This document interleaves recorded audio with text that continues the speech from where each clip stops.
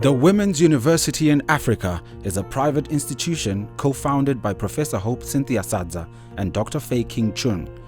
Both women have illustrious backgrounds, with Professor Sadza having served in the Public Service Commission, while Dr. Chung is a former Minister of Education. The institution has been in existence since 2001, with its operations as a university having been passed by the Parliament of Zimbabwe a few years thereafter. Currently operating from its campus in Manresa, Harare, it also has campuses in Bulawayo, Motare and Marondera, with satellite campuses in Malawi and Zambia. The Women's University in Africa has a specific mandate to address gender disparity and foster equity in university education. Hope and myself, we've been working together for about 40 years. So we became friends from working on this issue of how are women faring. Along the way, we decided a women's university is important. So that was our idea, to provide education for women who are over 25. Professor Hope Sadza serves as the university's Vice-Chancellor, leaving the Chancellor's role to Professor Nana Jane Opoku Ajemang from Ghana. By virtue of the authority vested in me, I hereby install you, Professor Nana Jane Opoku Ajemang, as the third Chancellor of the Women's University in Africa. You shall be the head of the university, with full rights to preside over any assembly and, upon recommendation of Council and Senate, confer degrees. Professor Opoku Ajemang's appointment is in line with the university's Pan-African outlook and drive. The Women's University in Africa is great because of its people, because of the students, because of the faculty, and because of the results that they have managed to achieve. The university prides itself in its innovative commercial projects that include form brick molding, a dairy farm, piggery, a thriving maize crop farm also used for feeding their impressive cattle herd and pigs, as well as a hotel which serves as a training facility for hospitality industry students. Women's University in Africa is the only private institution which does not get any subvention from either the state or the church. So we really rely on internally generated resources. So we have to set up business units which will augment the fees. It is not easy to put up infrastructure from fees only. So we've got our farm in Marondera, where our main campus is going to be located. And we run a thriving dairy business there. And we also have our hotel, the former Marondera Hotel, which is now the Hope Faye Hotel and Conference Center. So those business units will go a long way in augmenting the income of the university. Of course, in the long term, after our infrastructure has been set up, the brick molding machine could also be another avenue for generating income. So the university is doing everything to make sure that we provide a quality service. In line with the university's gender alignment goals, the hotel acquires its fresh produce from local women farmers.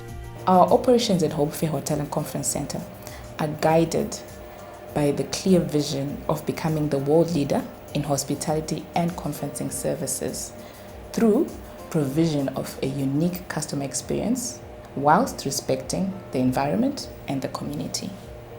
The Women's University in Africa is the only women's university in the region that is directly tackling the problem of women's access to university education. Its enrollment policy of 85% women and 15% men is contributing towards the 50-50 gender participation ratio enunciated in the SADC Protocol on Gender and Development, as well as in the Constitution of Zimbabwe. For you to produce an educated and empowered woman, you need also highly qualified personnel. And so far, the Women's University in Africa has provided, highly qualified and highly skilled lecturers, doctors, professors that are steering forward the work of the Women's University in Africa in helping us to produce a quality graduate who can hold her own or his own in the world that we live in. The university currently has 3 faculties, mainly Agricultural Sciences, Management and Entrepreneurial Sciences, and Social and Gender Transformative Sciences. At the moment, we have got a structure here in town. This is the War Academic Complex, where the Faculty of Agricultural Sciences is housed. The infrastructure, even at the farm, can also be used by the student. For example, the dairy parlor is of paramount importance in as far as the new degree program of mid-science dairy technology, which we intend to offer in the ensuing semester.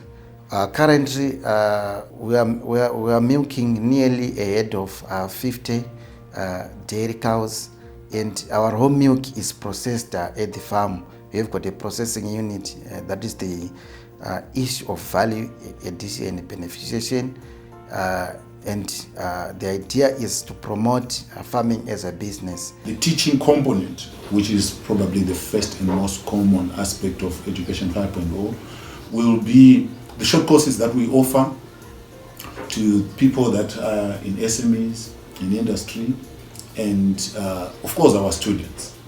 We have people who have trouble growing their business. So that aspect of business development is a key aspect of our work. The advantages of enrolling with women's universities includes the fact that we offer even a daycare center. We try to take care of the challenges that you may face with child care and such things. And we have a flexible study program, which also offers some exemptions for programs that we have already taken in line with the National Qualifications Framework that has just been launched by the Minister of Higher Education and Technology. We offer HEXCO diplomas and some professional diplomas.